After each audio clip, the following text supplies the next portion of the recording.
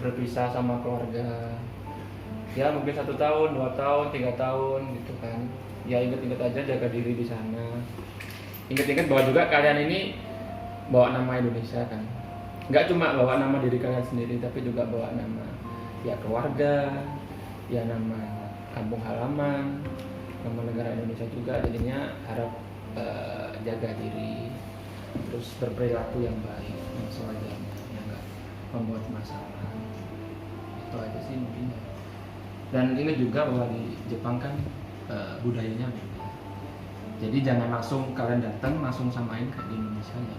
Tapi ya mungkin kalau nggak tahu tanya nggak apa-apa. Kalau pengen misalnya ada apa sesuatu misalnya bikin acara atau misalnya ada acara keagamaan minta izin dulu karena nggak sama kayak di Indonesia. Itu aja sih kayaknya. Mungkin ya. Terima kasih Mas Rizal. Kalau dari saya pribadi, karena saya udah pernah ke sana ya.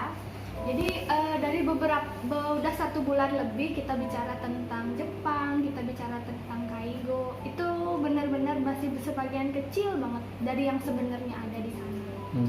Jadi aku harapin kalian 3 tahun itu seharusnya bisa mendapat lebih banyak ilmu, lebih banyak pengetahuan dari aku yang hanya 1,5 tahun. Jadi harapannya setelah kalian pulang, bawalah sesuatu gitu loh. Jangan cuma memang orientasi ke sana, mungkin sebagian besar dari kalian adalah uang. Tapi lebih baik kalian punya orientasi lebih dari itu. Misalnya kalian benar-benar punya kemampuan bahasa yang bagus.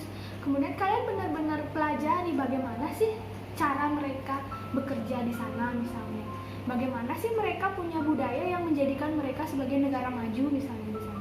Ataupun hal lain yang menurut kalian menarik atau kalian suka untuk pelajari.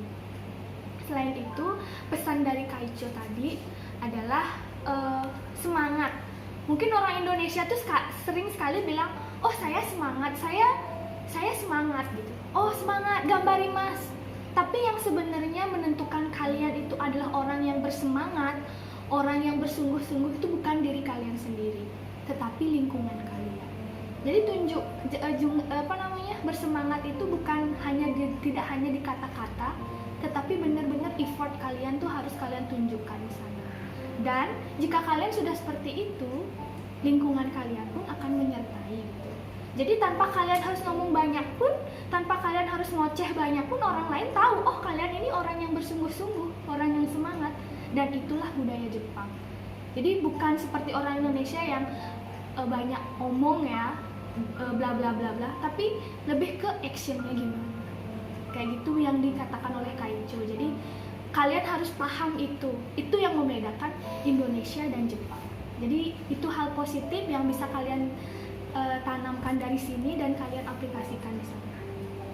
Itu pesan saya. Sama ingat berdoa, ingat apapun yang akan terjadi, saya tidak menjamin kalian akan hidup bahagia dengan bergelimang duit di sana ya, uang, tetapi akan ada banyak hal. Ada kurushi, ada nanti nayami, pasti kalian akan sedih, down, karena 3 tahun itu tidak sebentar. Tetapi ingat, apa sih tujuan kalian ke sana? Apa sih yang membuat saya berada di sini? Saat kalian sedih nanti, itu yang kalian harus ingat dan bangkit lagi. Jangan menyerah sama keadaan. Itu dari saya. Kalau dari saya sih mau ngasih ucapan makasih banyak buat Sensei Widya udah ngasih kita bekal ya, bukan bekal gini uang, bekal ilmu itu penting sekali di sana. Untuk bekal keperawatan yang pastinya udah banyak sekali, sampai mendasarnya kita udah diajarin dari dasar-dasarnya. Itu saya ucapin terima kasih banyak. Terus untuk Farizal Sensei yang udah ngurusin kita banyak sekali, dari dokumen-dokumen, ngurusin segala macam tuh, makasih banyak udah. Jadi kita tuh kayak mudah sekali sampai sini. Baik dari saya, terima kasih untuk sensei-sensei semua, Sensei Widya, Sensei Rizal, sama Sensei Maki, sama Sensei yang di Solo. Soalnya kalau apalah kita tanpa sensei gitu.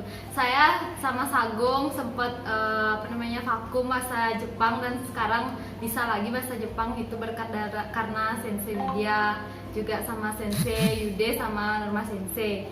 Terus untuk Sensei Rizal, makasih banyak. Udah bantu kita seperti bapak sendiri.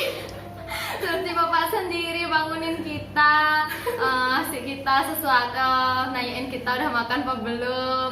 Terus Sensei Widya yang spesial itu adalah ketika kita tidak tahu, pas Bunpo, pas Taiwa tuh langsung dikasih tahu, tapi kita yang masih lupa-lupaan gitu. Terima kasih untuk Maki Sensei juga di sini sudah meramaikan. Ya, Sensei di Solo, terima kasih banyak. Apalah kita tanpa Sensei yang di Solo dari nol bahasa Sampai Jepang lulus N4. sampai lulus N4. Selamat Hari Sensei. Arigatou gozaimasu.